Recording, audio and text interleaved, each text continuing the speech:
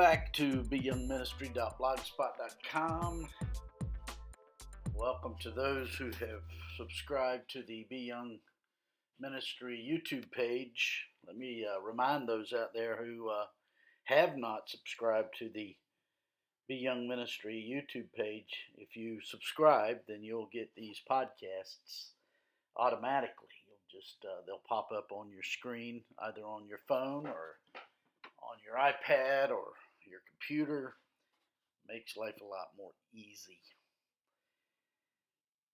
Today we continue in our study of the Gospel according to John. Let me remind you that the theme throughout the book of John is his fullness and our emptiness.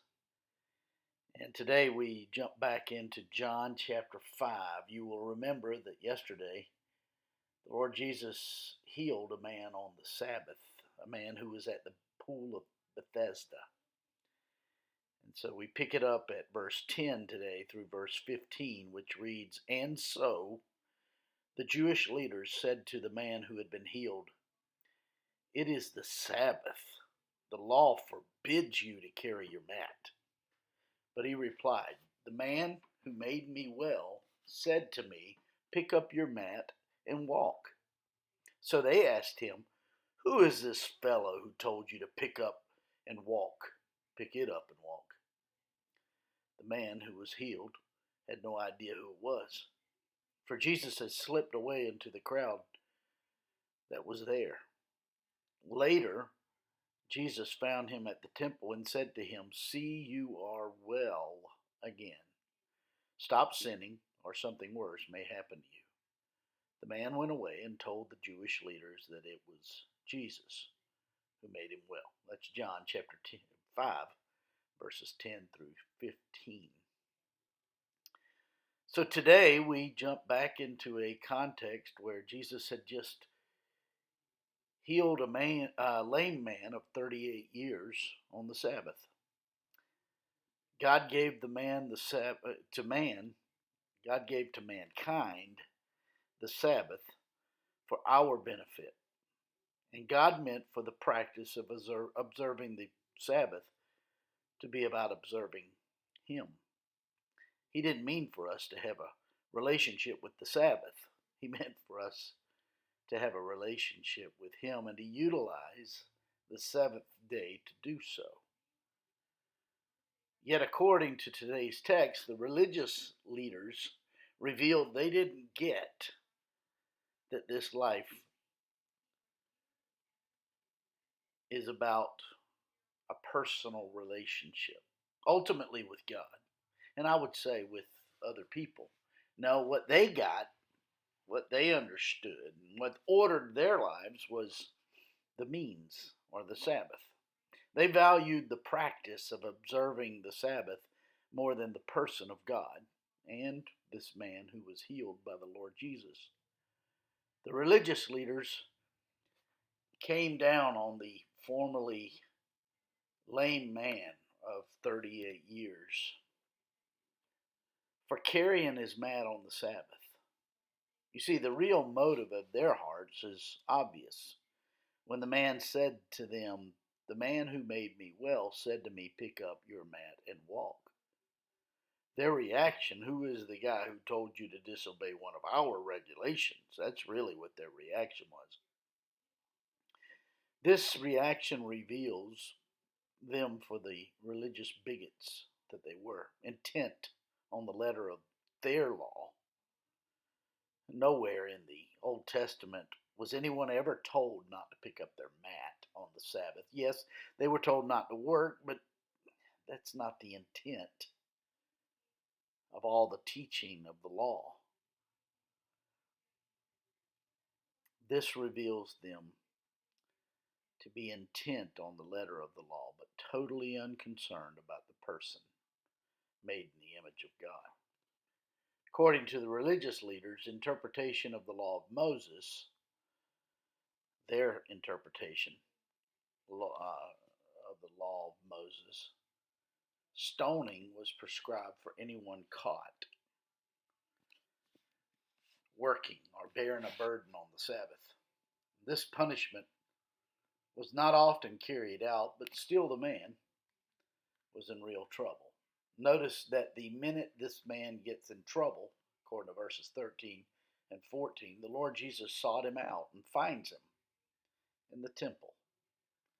Now, the Lord Jesus healed and disappeared before the man could find out his name.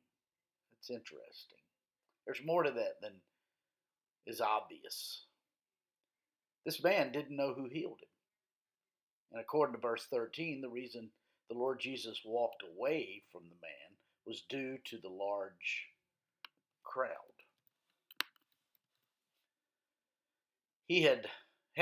The Lord Jesus, stayed there after healing this one man, many would have clamored around him for a miracle. So he disappeared.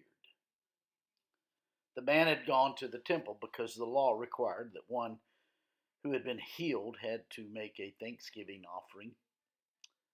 The Lord Jesus knew he would be in the temple, so he goes there to find him. Interesting that he seeks him out. God's always seeking us out.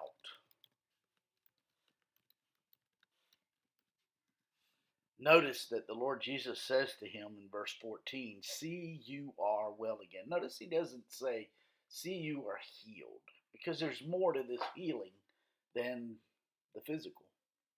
He goes on to say, "See, you are well again. Stop sinning, or something worse may happen to you." The Lord Jesus calls the man's attention to the fact that not only had he physically been healed, he had been spiritually healed. He was well. His sins had been forgiven. He had been cleansed. He was a new man, physically and spiritually. To that person who has received the gift of wholeness from God without any merit or earning on his part, to that person, Jesus says, stop sinning. And it's not that we will ever stop sinning. Now, there's certain sins that this man obviously had been doing that brought on his illness. We don't know what it was. For 38 years, some sin was sapping the life out of this man. Perhaps it was bitterness. We don't know. The response of the Lord Jesus is not that the man should sin no more. The issue was that he no longer do certain sins that hurt him. The goal of the healing was wholeness or holiness, not health. The goal was holiness that led to good health.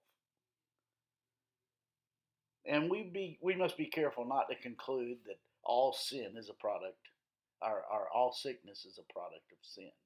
There are many out there who think that. It's not true. Some are. Some are. So for 38 years, this man had been held in bondage by certain sins. And Jesus' aim in healing him was the healing of his soul and the health of his soul, and that influencing him in every other way. According to verse 15, the man identifies the Lord Jesus as his healer to the religious leaders. It's interesting, most commentaries, most Bible teachers that I referenced on this, they think this was a bad thing. I don't think it was. It could have been if he was seeking out the religious leaders for meaning and definition for his life, but there's no indication here that that was the case. But think with me. If the man had gotten into the pool and had been healed, who would have been given credit for healing him? Let's assume that most, including the religious leaders, would have believed God healed him. You see, I think this presents us the root of the problem with the religious leaders. They were not willing to acknowledge the Lord Jesus as God. Since the Lord Jesus is God, he could heal. And due to the fact that he is the Lord of the Sabbath was not created for him, but for us. This means he's not under that which he created. He's above it. He's God. He supersedes. In fact, he doesn't need the Sabbath. We do. It's a means toward knowing God. God has never rested from being God. Think about that. Especially on the Sabbath. According to the Genesis account, God rested from creating, but he did not rest from holding all things together, from being God. These religious leaders, they couldn't accept that the Lord Jesus was God, and so they just wrestled against it, wrestled against him. The implications here are great. Is Jesus God? Is he our God? If he is, he must be the one who our lives are ordered around. He is the center of the universe, our universe, and he is the one who gives life to our mortal lives. The problem is that instead of turning to God and letting him fill our souls, we turn to other things: pleasure, fame, money, sex, drugs, alcohol. Some people even turn to false sources. Perhaps this man was turning to a false source and turning to the Pharisees or the religious leaders. But some people turn to false sources, hoping these sources will lead them to the truth and fill the empty place in their lives.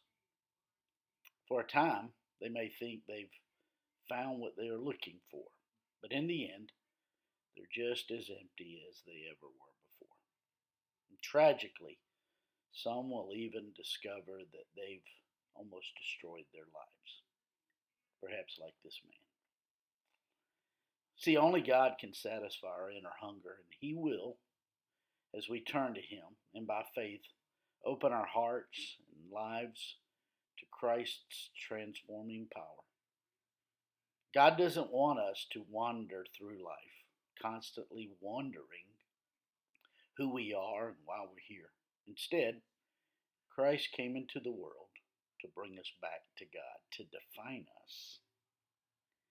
And he will as we commit ourselves to him. My friends, I trust this blog, this podcast is of use to you in your walk with the Lord. If I'm in a position to be of further assistance to you, don't hesitate to shoot an email to me at BYoungMinistry@gmail.com. Hey, have a great